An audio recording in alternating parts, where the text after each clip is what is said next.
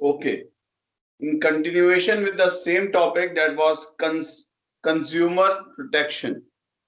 मैंने कल कंज्यूमर्स की कुछ राइट्स बताई थी, कोई मुझे बता सकता है? What are the rights of the consumers? Can anybody tell me how many rights I have told? Yes. Rights. So 6 rights. What were those? Right to be informed, right to seek information, Redressal, right Right to to seek seek redressal, right to be heard, right to be heard, right to be informed, and right to choose. right to choose. चलो, तो आपको बहुत सारी rights दी गई हैं, हमको आपको, we are the consumers, but there are some responsibilities also. ठीक है, अगर हम अपनी रिस्पॉन्सिबिलिटीज नहीं पूरी करेंगे तो हाउ कैन वी, मतलब we can not practice our rights also. तो there are some responsibilities of the board is not very clear ना. One second.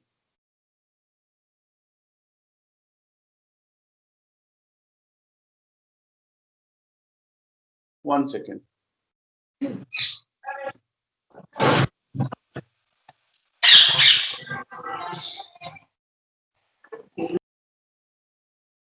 Yes. So consumers की responsibilities क्या हैं? What are the responsibilities of the consumers? Be aware about various goods and services available in the market, so that an intelligent choice can be made. ठीक है, हमको ये जरूरी है जानना कि मार्केट में कौन कौन से ऑप्शंस अवेलेबल हैं. ठीक है, so that we can choose the best option. ठीक है, तो consumer की responsibilities: be aware about the various goods and services available in the market, so that an intelligent choice can be made. Buy only standardized goods, यानी आप खुला ना खरीदें, एक ब्रांड पे जाएं, ब्रांडेड गुड्स खरीदें, और साथ में आप उसमें देखें कि वेदर इट, अगर कोई इलेक्ट्रॉनिक आइटम है तो ISI मार्क होना चाहिए, अगर कोई एग्रीकल्चर आइटम है तो एगमार्क होना चाहिए, अगर कोई ज्वेलरी आइटम है तो हॉलमार्क देख के ही खरीदें, यानी मार्क देख के, उसकी सेफ्टी मार्क देख के खरीदना चाहिए, purity mark.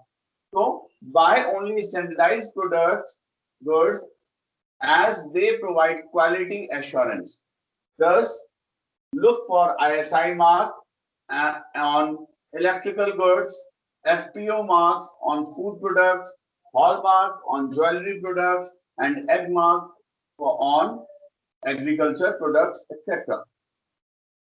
Then read the labels carefully. Labels, आप जो भी आप प्रोडक्ट खरीदे उसका लेबल अच्छे से पढ़ें. हम लोगों ने लेबलिंग स्टार्टिंग में पढ़ा है. कौन से चैप्टर में पढ़ा है labelling? Which chapter we have read about labeling? What? Marketing management. Marketing management. तो लेबलिंग में आपको पूरी इंफॉर्मेशन मिलती है about the product, how to what are the ingredients, what is the manufacturing date, expiry date, who are the manufacturers, etc. So read the labels carefully. Learn about the risk associated with product and services. यानी कोई भी product अगर आप खरीदें तो उसके बारे में जाने कि आप क्या रिस्क है उसमें, उसको यूज करने में. Then ask for cash memo. That is very important. अगर आप कोई भी प्रोडक्ट मार्केट में खरीदें तो गवर्नमेंट कहती है या कंज्यूमर प्रोटेक्शन एक्ट कहता है कि आपको कैश मेमो लेना बहुत जरूरी है. अदरवाइज अगर कोई डिफॉल्ट हुआ तो आप केस भी नहीं कर पाएंगे, आप उसमें रिफंड भी नहीं ले पाएंगे. So ask for cash memo on purchase of goods and services. Assert yourself to ensure that get a fair deal. यानी आप अपने आप को इस तरीके से वो करें कि आपको फेयर डील मिले मार्केट में.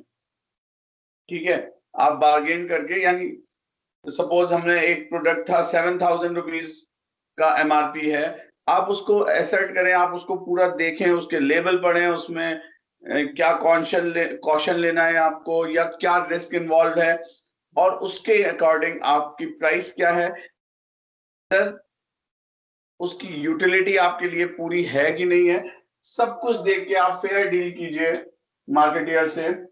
Then file a complaint in an appropriate. अगर आपके साथ कोई डिसऑनेस्टी या कोई चीटिंग होती है या आपका प्रोडक्ट खराब निकलता है, तो आप एक एप्रोप्रिएट कंज्यूमर कोर्ट में अपनी कंप्लेंट फाइल कीजिए।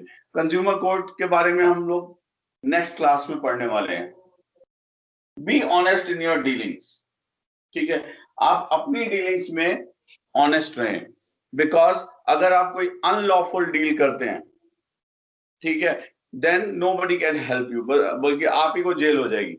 सो be honest in your dealings, form consumer organisations. Consumer देखिए, एक कलेक्टिव अगर आप रहेंगे तो नोबडी कैन चीट। तो लाइक ये मार्कर हम भी यूज कर रहे हैं, और अगर शहर में और बहुत सारे टीचर्स इसी कंपनी का मार्केट यूज कर रहे हैं, तो अगर हम सब कंज्यूमर फोरम बना लें, अपनी कंज्यूमर बना लें, एक ऑर्गेनाइजेशन बना लें, तो we can sue this company if they cheat us. अगर ये कंपनी हमको चीट करती है तो we can file a in the consumer court. Then respect the environment, environment की रिस्पेक्ट कीजिए, avoid waste, littering and contributing to pollution. तो आप खुद सही रहिए, आप डील सही कीजिए, आप प्रोडक्ट के बारे में सब कुछ जान के उसके बाद ही प्रोडक्ट की खरीदिए, आप उसका लेबल को अच्छे से स्टडी कीजिए, आप उसमें रिस्क क्या इन्वॉल्व है, उसको किस तरीके से यूज करना है, ये आपकी रिस्पॉन्सिबिलिटीज है। तो consumer has 6 rights and these responsibilities. अगर ये सारी चीजें अगर एक कंज्यूमर समझ लेगा तो उसके साथ कभी चीटिंग होने की चांसेस बहुत कम हो जाएंगे, ठीक है। Next is definition of a consumer. Consumer कौन होता है, कोई बताएगा? Who is a consumer? Who is a consumer? Yes, Eshna, who is the consumer? Anybody? You don't know or you don't want to tell? Speak.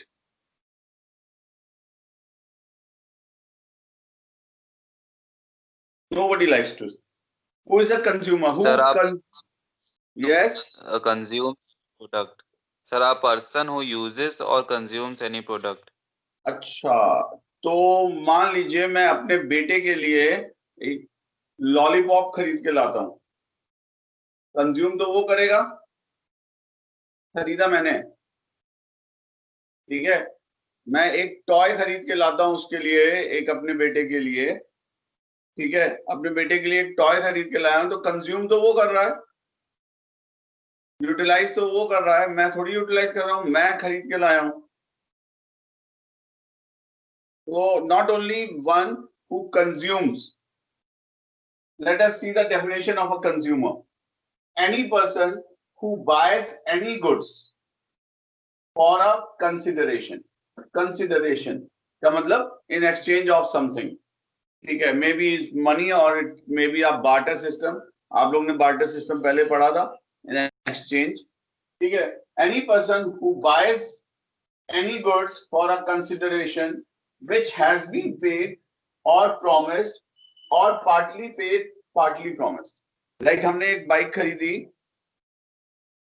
तो 50,000 की एक bike खरीदी, तो या तो हमने, तो आई एम द कंज्यूमर, अगर मैंने पूरा पे कर दिया 50,000, या मैंने फाइनेंस पे खरीदी और मैंने 20,000 पे कर दिया, और या पूरा उधार कर दिया, या 30,000 पे कर दिया और 20,000 उधार कर दिया, जो भी है।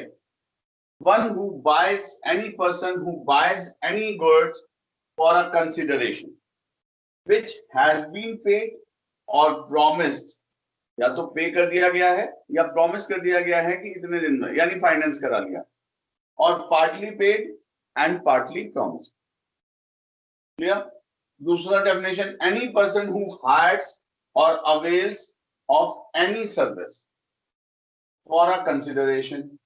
यानी जो person, जैसे हमने ओला हायर किया, I am the consumer of Ola, ठीक है, मैंने उबर बुक की, मैंने उबर से ट्रेवल किया, तो आई am the consumer of Uber app. So any person who hires or avails of any service for a consideration which has been paid or promised or partly paid and partly promised. Are you getting this? Getting this? Okay. Who can file a complaint under the Consumer Protection Act 1986? Consumer Protection Act के through कौन complain file कर सकता है? Who can file a complaint? The consumer to whom the goods or services sold or delivered. पहली चीज, वो complain file कर सकता है जिसने गुड्स खरीदे हैं. ठीक है, ये तो आप सबको पता है. सोल्ड जिसने खरीदे हैं, जिसको बेचा गया है या जिसको डिलीवर किया गया है. Any recognised consumer association. कोई कंज्यूमर एसोसिएशंस बहुत सारी है इंडिया के अंदर.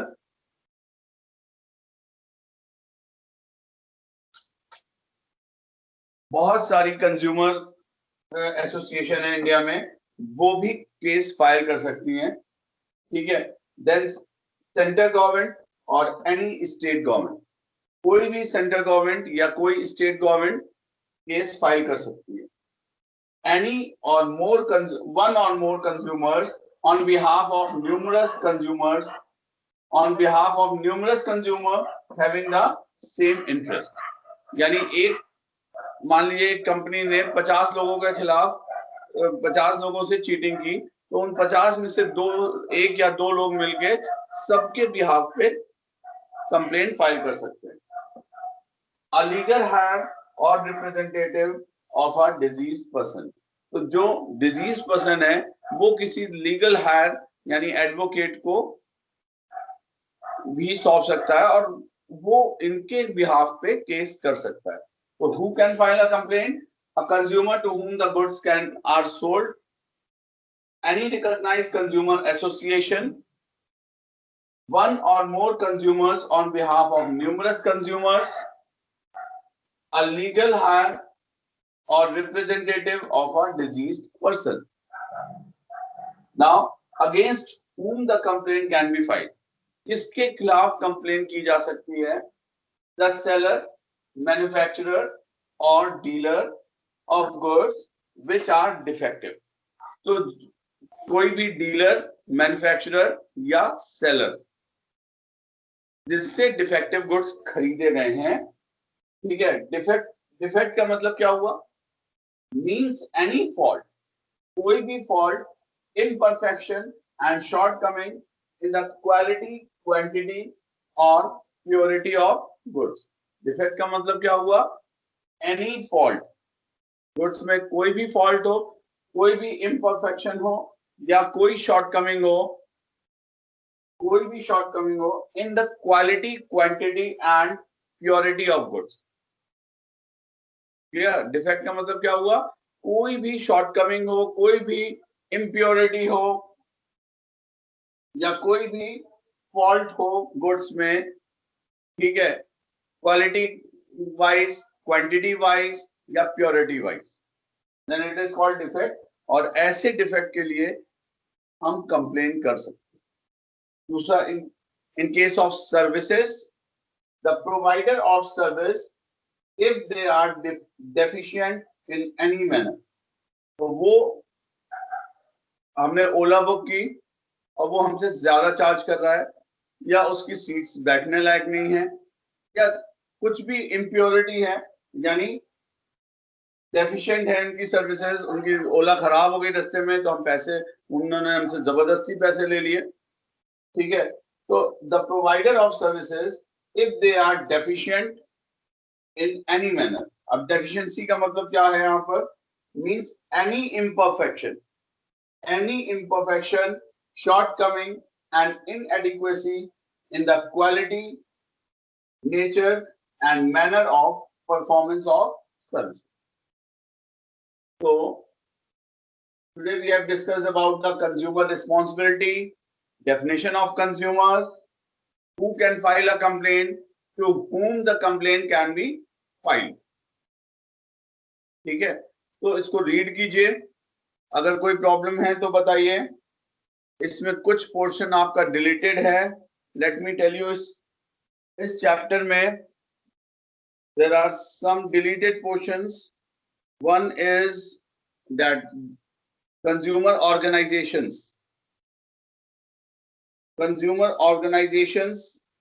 deleted Sir, है। importance of consumer protection हाँ, is deleted. Importance of Consumer Protection Act and consumer organizations.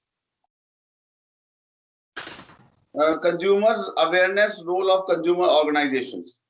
ठीक है, कंज्यूमर ऑर्गेनाइजेशन इसमें डिलीटेड है और importance of consumer protection act, ये दो पोर्शन डिलीटेड है। ये छोटा सा चैप्टर है लेकिन इंपॉर्टेंट बहुत है।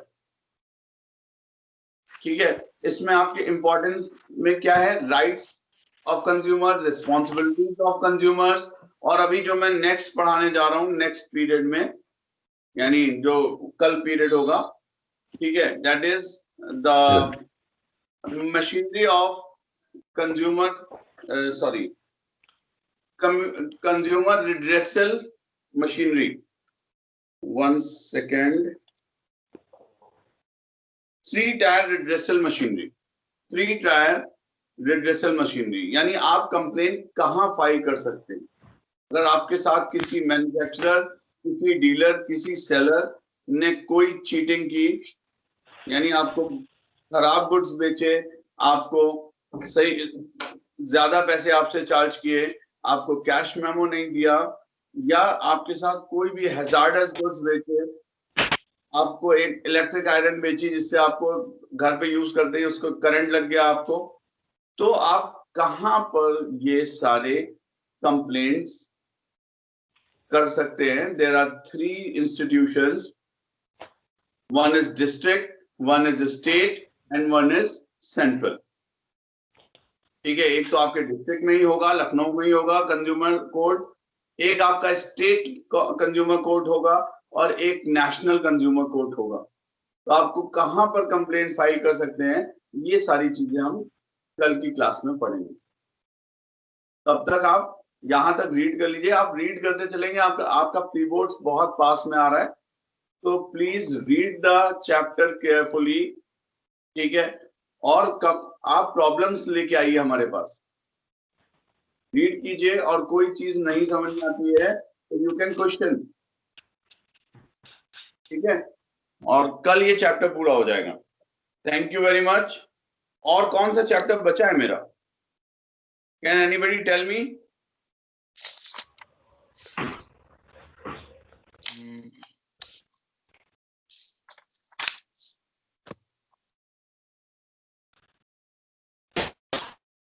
चलो ओके।